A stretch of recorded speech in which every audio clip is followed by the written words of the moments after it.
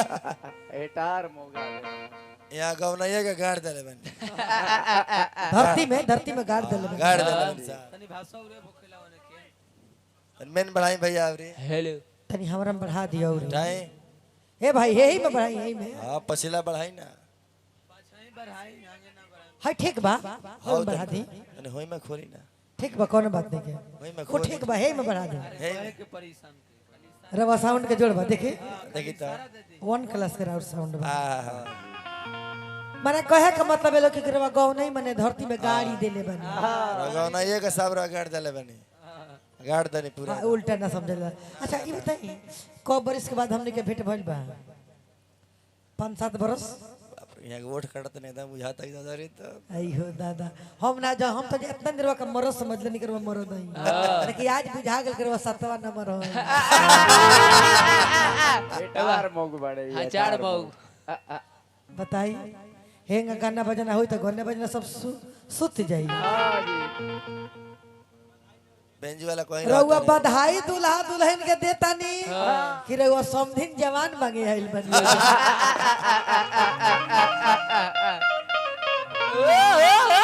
ये बताई लोगिन जे एजा के भाई लो होई हमार जी मान तनी जे माझी के आइल होई से त माने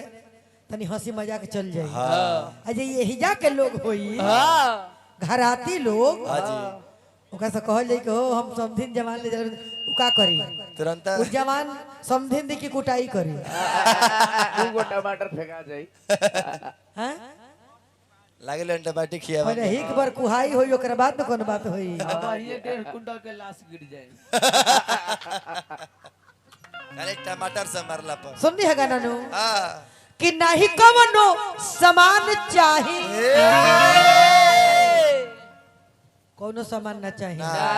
सुनी तो सुनी समधी महान चाहिए के गो सामान तो समधिनिए जवान चाहिए का है आ समधी के ना ले जाइबा भाई ए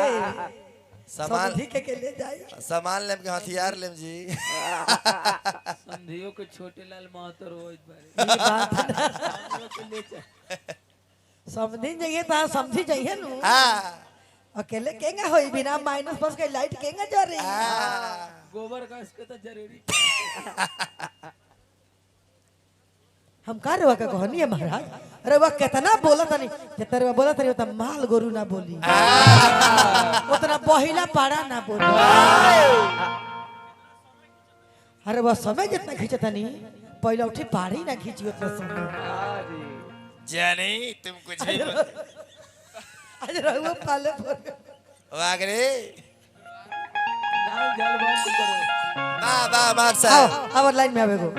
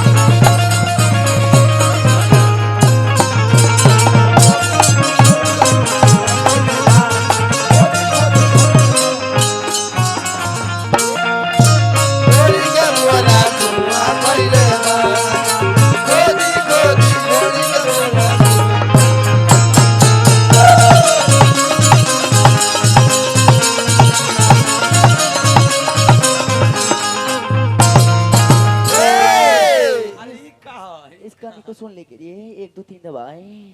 कच्चा कोच